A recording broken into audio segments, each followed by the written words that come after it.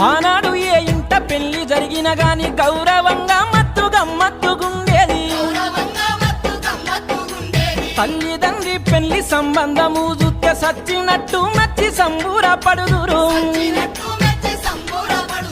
ఇవేమి రోజులు పాడు బీడుగాను సినిమాల చిత్రమో చదువు విచిత్రమో.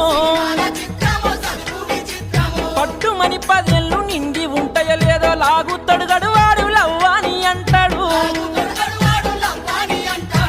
వాయి వరిసే ఉంటే ఆ రోజుల్లో సాటు మాటు సరసమాడేది.